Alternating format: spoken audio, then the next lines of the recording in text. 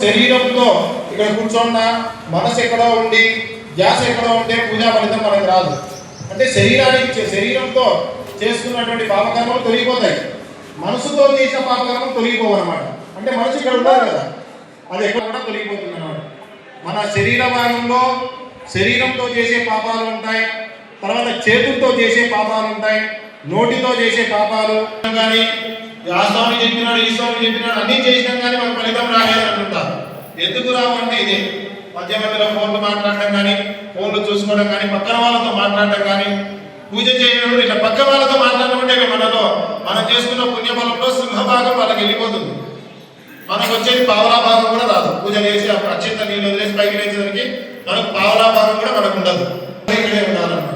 అమ్మవారి స్థానంలో ఈరోజు శుక్రవారం ఎంతో విశేషమైన రోజు, లక్ష్మీవారము. అమ్మవారి పూజ చేసుకుంటున్నారు అందరూ కలిసి బాగా శ్రద్ధగా. ఎవరు కూడా పక్క వాళ్ళతో కానీ మాట్లాడద్దండి. మాట్లాడకుండా దయచేసి ఫోన్లు చూడకుండా శ్రీ చంద్రగ్రహ దేవతాయై నమః ఆవా. మళ్ళీ తర్వాత మూడవ వాడు అంగారకుడు. ఆయన వచ్చేసి దక్షిణ భాగంలో ఉంటాడు. ఆయనకు ప్రీతికరం కద్దిగాడు. ఆయన ఆవాహన జరుగుతుంది. అందరూ కూడా ఆయన శ్లోకాన్ని పలకండి. పూజ అరిష్టేతు సంప్రాప్తే పూజ పూజాంచ కారయే పూజధ్యానం ప్రవక్ష్యామి రుణపీడ ఉపశాంతయే. అంటే పూర్వం కూడా పొలంపని చేసేవాళ్ళు. ఆ పొలంలో గుట్టలు ఉంటాయి, మామూలు వస్తున్నాయి.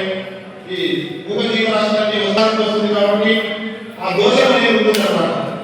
అంటే అది దిగే ఒకవేళ సంతానమైన ఆడపిల్లలే ఉంటుంటారు. ఆడపిల్లలు కూడా తప్పే కాదు, వంశోద్ధారాలు కావాలి కదా. తర్వాత ఎందుకు అంటే ఎక్కువ ఉండాల్సింది. అటువంటి దోషాలు ఉంటాయి కాబట్టి బాగా తీసేవాడు కూడా ప్రతికూలంగా ఉంటుంది. వ్యాపారం చేసేవాళ్ళు కానీ, ఉద్యోగం చేసేవాళ్ళు కానీ తీసుకున్నారు. ఆర్థికంగా బాగా తీసుకుంటూ ఉన్నారు. వ్యాపారం జరిగి ఆ విధంగా ఇబ్బందులు పెడుతూ ఉంటారు. కాబట్టి అటువంటి దోషాలను కూడా లేకుండా ఉండి ఆయన అనుగ్రహం బాగుండాలని చెప్పి అందరూ కూడా నమస్కారం చేసుకొని పూజాన్ని ధ్యానం చేసుకుంటూ ఉన్నాడు. ఓ అజ్ఞేమో ఉంటాయి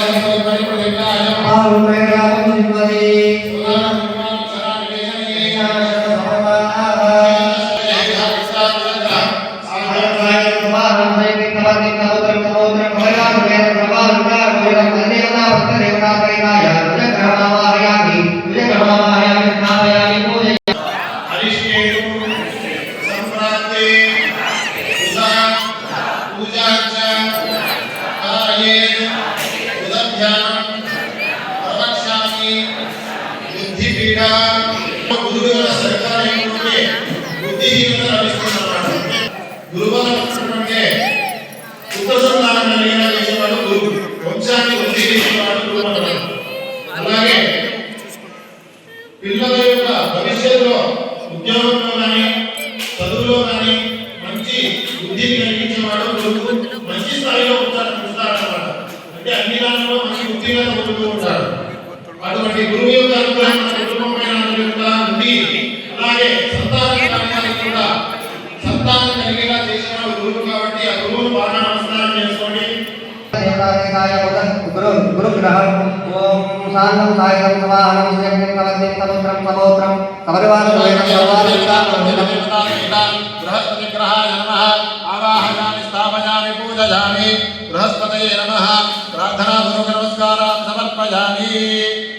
తర్వాత శుక్రుడు అభివృద్ధిలోకి రాణిస్తూ ఉంటాడనమాట. అటువంటి శుక్రుడి యొక్క అనుగ్రహం మన పైన చల్లగా ఉండాలని చెప్పి నమస్కారం. ఆ దాంపత్యం యొక్క సమస్యలు తొలగిపోయి మీ దాంపత్యం బాగుండాలని చెప్పి నమస్కారం చేసుకొని అందరూ కూడా ఆ శుక్రుడి యొక్క మంత్రాన్ని పలకండి. శుక్ర అరిష్టేతు సంప్రాప్తే శుక్ర పూజాంచ కారయేత్ శుక్రధ్యానం ప్రవక్ష్యామి పత్నీ పీడ ఉపశాంతయే. అందరూ కూడా శుక్రాయ నమః అని ధ్యానం చేసుకుంటూ ఉండండి. ఓం శుక్రంతే అన్యంత ధనంతే అన్యన్మగ్రోవే హరివాసి మాయా విశ్వరామో భద్రాదే కుషణ్యః రాజరస్తు ఇంద్రాణి మాతరాజు సుపత్ని మహాశ్రవాయ శ్యామరం జనసామర దేవతిః విశ్వదస్పర్యమామహే శ్రేయేభ్యః అస్మాకమస్తు కేవలః